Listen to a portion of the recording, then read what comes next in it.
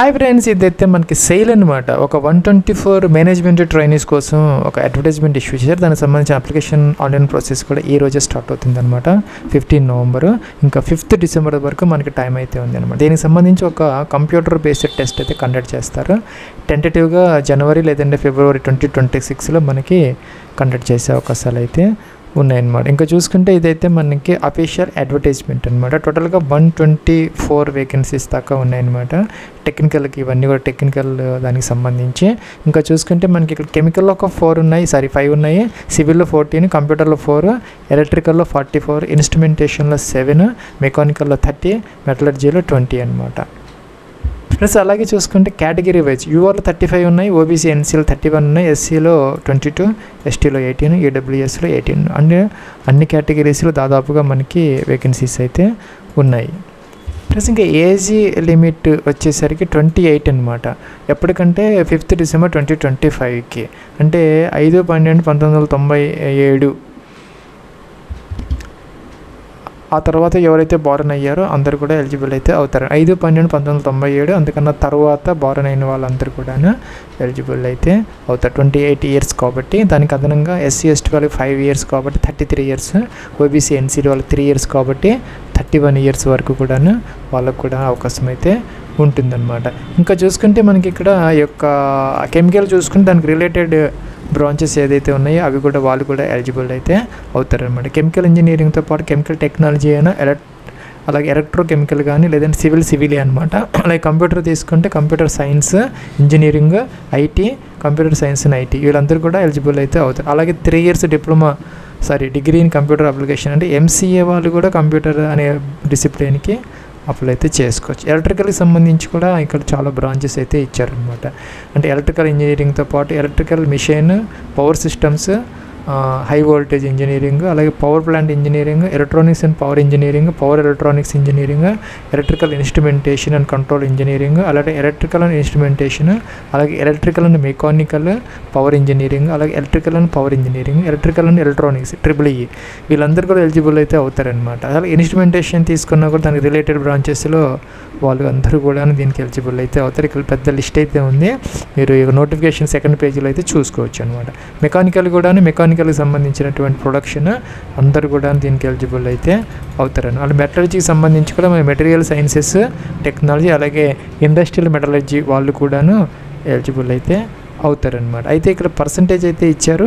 Plus degree in engineering అనమాట 65% అయితే ఉండాలి. అలాగే ఎస్సీ ఎస్టీ పీడబ్ల్యూడీ క్యాండిడేట్స్ అయితే కనుక 55% అనేది సరిపోతుంది అనమాట. ప్లస్ ఇంకా అప్లికేషన్ ఆన్లైన్ ప్రాసెస్కి సంబంధించి మనకి 5 స్టెప్స్ అయితే ఇచ్చారనమాట. ఫస్ట్ స్టెప్లో ఏంటంటే మనం సైన్ అప్ అవ్వాలి.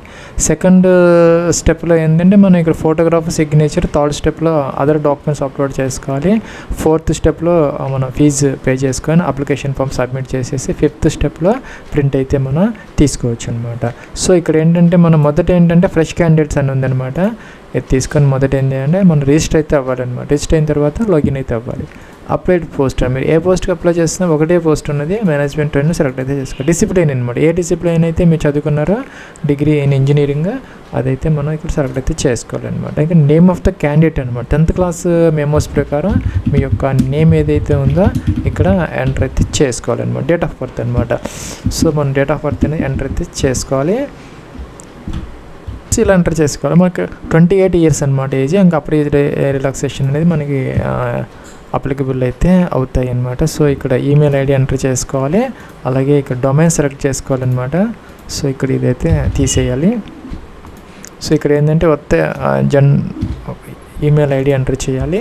ప్లస్ ఇక్కడ ఈమెయిల్ 2 times ఎంటర్ చేసిన తర్వాత పాస్వర్డ్ మినిమం ఒక 4 letters ఒక పాస్వర్డ్ క్రియేట్ చేసుకొని ఇక్కడ ఒక మొబైల్ నెంబర్ మీ యొక్క 10 digit మొబైల్ నెంబర్ ఎంటర్ చేసిన తర్వాత ఇక్కడ ఎస్ పెట్టాలన్నమాట.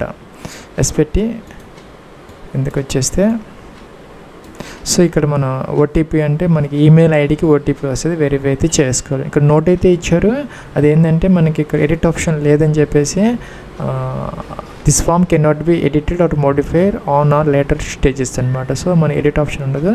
సో ఇవన్నీ జాగ్రత్తగా చెక్ చేసుకోవాలన్నమాట. నెక్స్ట్ ఇక్కడ ఏంటంటే మనం లాగిన్ అవ్వాలన్నమాట.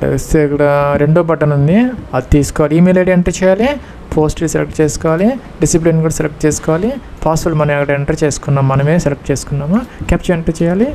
క్యాప్చా ఎంటర్ చేసిన తర్వాత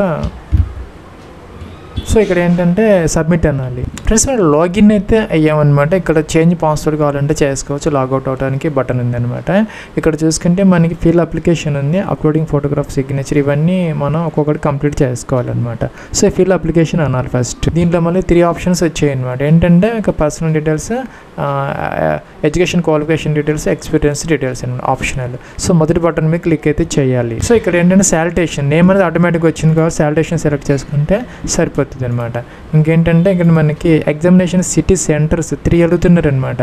సో ఇక్కడ బెంగళూరు, అలాగే భిలాయ్ నగర్, భోపాల్, భువనేశ్వర్, చెన్నై ఇవన్నీ ఉన్నాయి. హైదరాబాద్ కూడా మనకి ఉన్నదన్నమాట. సో ఇక్కడ చూసుకుంటే మనకి లాస్ట్కి వచ్చేస్తే విజయవాడ, విశాఖపట్నం కూడా మనకి ఉన్నదన్నమాట. సో హైదరాబాద్ ఉంది, దాంతోపాటు విజయవాడ, విశాఖపట్నం కూడా ఉన్నాయి. మీకు ఏ దగ్గరగా ఉంటే వాటిల్లో అన్నీ చూసుకొని మీరు సెలెక్ట్ అయితే చేసుకోవచ్చు అనమాట, ఎలాగైనా పర్వాలేదు. సో ఇక్కడ చూసుకుంటే కనుక ఇక్కడ ఫాదర్స్ నేమ్ శాలిటేషన్ సెలెక్ట్ చేసుకోవాలి. మీ యొక్క ఫాదర్స్ నేమ్ అయితే ఇక్కడ ఎంటర్ అయితే చేసుకోవాలన్నమాట. సో ఫాదర్స్ నేమ్ ఎంటర్ చేయాలి.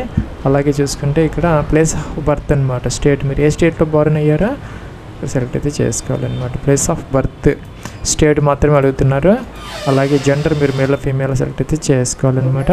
సో మీ అడ్రస్లో నుంచి కమ్యూనికేషన్ అడ్రస్ అనమాట, door number, flat number, complete address, మీ అడ్రస్లో నుంచి స్టేట్, అలాగే పిన్ కోడ్ కూడా ఎంటర్ అయితే చేసుకో. పర్మనెంట్ అడ్రస్ ఏమైతే టిక్ ఆన్ చేస్తే మనకి సరిపోతుంది అనమాట. అయితే ఇక్కడ నియరెస్ట్ రైల్వే స్టేషన్, దగ్గరగా ఉన్న రైల్వే స్టేషన్ ఎంటర్ అయితే చేసుకోవాలి. ప్లస్ ఇంకా ఆల్టర్నేటివ్ ఈమెయిల్ ఐడి ఉంటే ఇక్కడ ఎంటర్ చేసుకోవచ్చు, లేకపోతే ఆప్షన్లు అనమాట.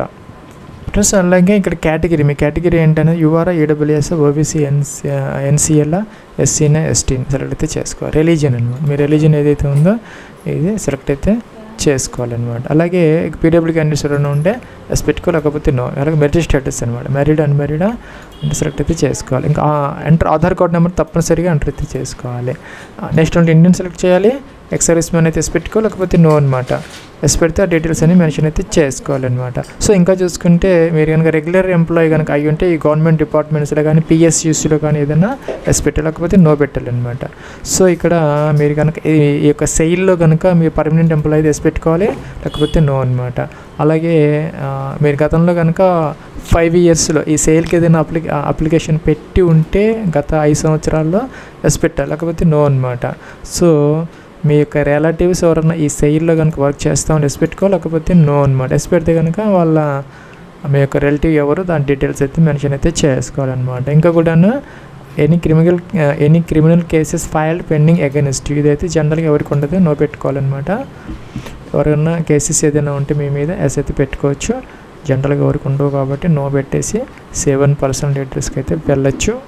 ఇక్కడ click here to fill experience అన్నారు. మనకి ఎక్స్పీరియన్స్ అనేది అవసరం లేదు యాక్చువల్గా, ఎందుకంటే ఇవి ట్రైనింగ్ వేకెన్సీస్ కాబట్టి. ఉంటే కనుక ఇక్కడ ఎంటర్ చేసుకోవచ్చు, లేకపోతే ఆప్షన్లో. సారీ ఎందుకంటే ఎర్రర్ వచ్చింది, ఎందుకంటే మన క్వాలిఫికేషన్ డీటెయిల్స్ ఎంటర్ చేయకుండా నేను పొరపాటున ఎక్స్పీరియన్స్కి వెళ్ళిపోయాను. సో అందువల్ల ప్రాబ్లం అయితే వచ్చింది. సో ఇక్కడ 10th క్లాస్ మొదలుకొని ఇంటర్మీడియట్ ఉంటే ఇంటర్మీడియట్, డిప్లొమా ఉంటే డిప్లొమా, తర్వాత గ్రాడ్యుయేషన్ అనమాట. సో ఇక్కడ మీరు కనుక ఒకవేళ 5 ఇయర్స్ ఇంటిగ్రేటెడ్ కోర్స్ ఏదైనా చేస్తుంటే తీసుకోవాలి. ఎంసీఏ వాళ్ళు అయితే ఇది తీసుకోవచ్చు అనమాట. ఇంకా అడిషనల్ క్వాలిఫికేషన్స్ ఉంటే ఏదైనా ఎంటర్ అయితే చేసుకోవచ్చు. మొదటైతే 10th క్లాస్ డీటెయిల్స్ మనం ఎంటర్ అయితే చేసుకోవాలి. 10th క్లాస్ కోసం ఇక్కడ యాడ్ క్వాలిఫికేషన్ అనాలి. సో ఇవన్నీ మనం వరుసగా ఎంటర్ చేసుకుంటూ రావాలి. రెండో ట్యాబ్ అంటే ఎడ్యుకేషన్ క్వాలిఫికేషన్ ట్యాబ్ అనమాట. మొదట ఏం చేయాలంటే మనం 10th క్లాస్ సంబంధించిన డీటెయిల్స్ ఎంటర్ చేయాలి. తర్వాత ఇంటర్మీడియట్, తర్వాత మీరు ఒకవేళ డిప్లొమా తర్వాత గ్రాడ్యుయేషన్ చేస్తుంటే ఇంజనీరింగ్ లేదంటే బీఎస్సీ, థర్డ్ ఆప్షన్ తీసుకోవాలన్నమాట. సో మొదట 10th క్లాస్ తీసుకోవాలి. యాడ్ క్వాలిఫికేషన్ అనాలి, అంటే ఇలాగ వస్తుంది అనమాట. ఇక్కడ ఒకసారి క్వాలిఫికేషన్ డిగ్రీ నేమ్ 10th క్లాసా లేకపోతే ఎస్ఎస్సీనా మెట్రికులేషనా ఏంటి అనేది ఎంటర్ అయితే చేయాలన్నమాట మీరు. ఫ్రెండ్స్ ఇక్కడ సబ్జెక్ట్ స్పెషలైజేషన్ జనరల్ లేకపోతే ఏదైనా మనకి స్పెషలైజేషన్ డిస్ప్లే ఏదైనా ఉంటే అవి ఎంటర్ అయితే చేసుకోవచ్చు. ఇంకా కూడాను డ్యూరేషన్ 1 year కాబట్టి 1 year 0 months పెడితే సరిపోతుంది. పాసింగ్ ఇయర్ అనమాట, ఏ ఇయర్ మా ఈ మంత్లో పాస్ అయ్యారు మీరు 10th క్లాస్ అనేది బోర్డు సిబిఎస్ఈనా లేకపోతే 10th క్లాస్ అది స్టేట్ బోర్డు అనేది. ఇంకా పర్సంటేజ్ సిస్టమా గ్రేడ్ సిస్టమా? సపోజ్ గ్రేడ్ సిస్టమ్ అయితే కనుక ఫ్రెండ్స్ ఇక్కడ మీకు వచ్చినటువంటి గ్రేడ్ ఎంత అలాగే టోటల్ స్కేల్ ఎంత అనేది ఇక్కడ వేయాలి. అంటే 8.5 into 9.5 వేస్తే ఇక్కడ మీకు పర్సంటేజ్ అనేది వస్తుంది, వేసుకోవాలి. మీ దగ్గర దానికి సంబంధించినటువంటి ప్రూఫ్ ఉండాలి. జనరల్గా మీకు ఆ యొక్క మార్క్స్ మేము బ్యాక్ సైడ్ అయితే ఇవ్వడం జరుగుతుంది, 9.5 స్కేలా 10 స్కేలా ఏంటి అనేది. సో అదైతే మీ దగ్గర ఉంటే సరే. సపోజ్ మీకు కనుక మార్క్స్ సిస్టంలో కనుక ఉంటే డైరెక్ట్గా మార్క్స్ ఎంటర్ అయితే చేసుకోవచ్చు అనమాట. ఈ విధంగా ఫ్రెండ్స్ ఈ విధంగా ఎంటర్ అయితే చేసుకోవాలి. టోటల్ మార్క్స్ ఎంత, మీకు ఎన్ని మార్క్స్ వచ్చే పర్సంటేజ్ ఆటోమేటిక్గా వస్తుంది. డివిజన్ ఫస్ట్ క్లాస్ డిస్టింక్షన్ ఏంటి అనేది, డెలివరీ మోడ్ అనమాట, full time part time correspondence. Save అనాలి, సేవ్ అంటే సేవ్ అవుతుంది. ప్లస్ ఒకటి అయిపోయింది అనమాట. రెండోది వచ్చేసరికి ఇంటర్మీడియట్ తీసుకోవాలి, యాడ్ అనాలి. అదేవిధంగా మనం ఇవన్నీ కూడా ఎంటర్ అయితే చేసుకోవాలి. ప్లస్ ఇంటర్మీడియట్ అంటే సరిపోతుంది. ఇంకా మన సబ్జెక్ట్ ఇదనమాట, ఫిజిక్స్ మ్యాథ్స్ కెమిస్ట్రీ ఏంటి అనేది ఇక్కడ ఎంటర్ చేస్తే సరిపోతుంది. Year and month and passing year and 2 years కాబట్టి 2 years తీసుకోవాలి, 0 months తీసుకుంటే సరిపోతుంది. లేదంటే మీరు ఇంకా ఎక్కువ చదివితే కనుక దాని ప్రకారం సెలెక్ట్ అవుతుంది. Month and year of passing of intermediate అనమాట. బోర్డు ఏ బోర్డులో చదువుకున్నారో ఎంటర్ చేయాలి. స్కీమ్ ఆఫ్ మార్క్స్ అయితే మార్క్స్, గ్రేడ్ అయితే గ్రేడ్ అనమాట. మీకు ఎన్ని మార్క్స్ వచ్చాయి, టోటల్ మార్క్స్ ఎంత, డిస్టింక్షన్ ఏంటి అనేది సెలెక్ట్ అయితే చేసుకోవాలి. Full time part time correspondence add అన్నది, సేవ్ అంటే సేవ్ అయిపోయింది. ప్లస్ మన 10th ఇంటర్ లేకపోతే డిప్లొమా అయిపోయిన తర్వాత ఇక్కడ ఏంటంటే మనం BE BTech లేదంటే కనుక ఇక్కడ ఎంసీఏ వాళ్ళది ఎంసీఏ తీసుకోవచ్చు, లేదంటే 5 years ఇంటిగ్రేటెడ్ చేసి అది తీసుకోవచ్చు అనమాట. సపోజ్ BE BTech అయితే ఇలా తీసుకుంటే ఇలాగైతే వస్తుంది అనమాట. సో BE అయితే BE, BTech అయితే BTech సెలెక్ట్ అయితే చేసుకోవాలి. స్పెషలైజేషన్ ఏదైతే అదనమాట. సో మనం సెలెక్ట్ అయితే చేసుకోవాలి. ఎన్ని సంవత్సరాలు, జనరల్గా 4 years కాబట్టి 4 years 0 months. పాసింగ్ ఇయర్ అనమాట, ఎప్పుడు పాస్ ఇయర్ అనేది ఇక్కడ మనం మెన్షన్ అయితే చేసుకోవాలన్నమాట.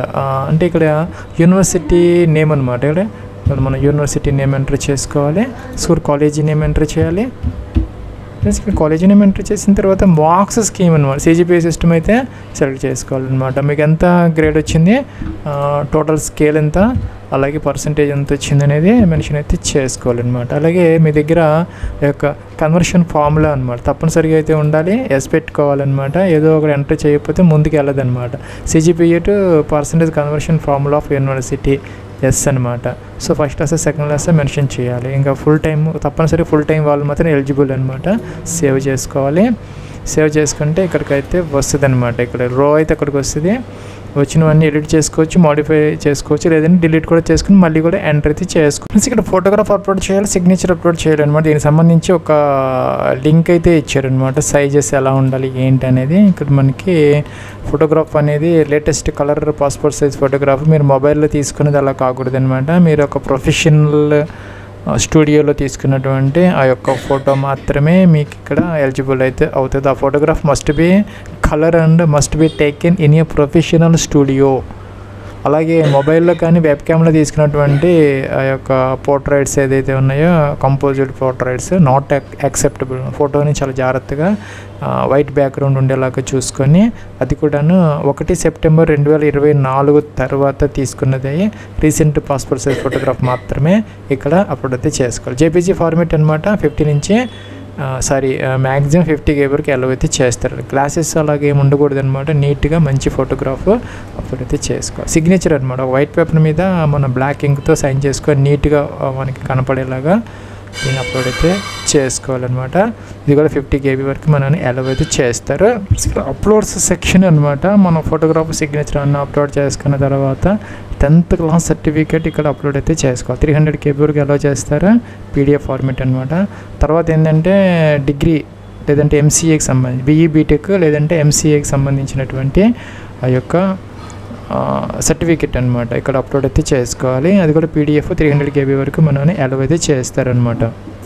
ప్లస్ మీరు 1/4/2025 తర్వాత తీసుకున్నటువంటి OBC లేదంటే NCL సర్టిఫికెట్, అలాగే EWS సర్టిఫికెట్ కానీ ఇంకా SC/ST వాళ్ళైతే కనుక వ్యాలిడ్గా ఉన్న సర్టిఫికేట్ ఏదైనా పర్వాలేదు 300 KB వరకు అలౌ చేస్తారు. PDF అనమాట. కేటగిరీ సర్టిఫికేట్, డిగ్రీ ఇంజనీరింగ్ సంబంధించి BE BTech MCకి సంబంధించిన సర్టిఫికేట్, లేదంటే కనుక కన్సాలిడేటెడ్ మార్క్స్ మెమో కానీ 10th క్లాస్ సర్టిఫికేట్, ఈ 3 అప్లోడ్ చేస్తే సరిపోతుంది అనమాట. ఇక్కడ బ్రౌజర్ అనేది ఫైల్ సెలెక్ట్ చేసుకోవాలి, దాని మీద గ్రీన్ బటన్ మీద క్లిక్ చేసి ఇక్కడికైతే వస్తుంది అనమాట. So save and proceed submit అయితే చేసుకోవచ్చు. ప్లస్ నెక్స్ట్ స్టెప్లో ఏంటంటే ఇక్కడ మన ఫీజు అయితే పే చేసుకొని అప్లికేషన్ ఫామ్ అయితే సబ్మిట్ అయితే చేసుకొని లాస్ట్ స్టెప్లో మన ప్రింట్ అయితే తీసుకోవచ్చు అనమాట. ప్లస్ ఇక్కడైతే మనకి ఫీజు అనేది జనరల్ ఓబీసీ ఎన్సీఎల్ ఈడబ్ల్యూఎస్ క్యాండిడేట్స్కి 1050 రూపీస్ అయితే ఇచ్చారనమాట. అలాగే SC ST PW ex servicemen departmental candidates ఎవరైతే ఉన్నారో ఈ యొక్క సెయిల్లో వర్క్ చేసే వాళ్ళకైతే 300 రూపీస్ పే చేస్తే సరిపోతుంది. ప్లస్ మీరు ఆన్లైన్లో మాత్రమే ఫీజు అయితే పే చేసుకోవచ్చు. డెబిట్ కార్డ్ క్రెడిట్ కార్డ్స్ కానీ అలాగే మనకి యూపీఐ కానీ ఎలాగైనా ఫీజు అయితే పే అయితే చేసుకోవచ్చు.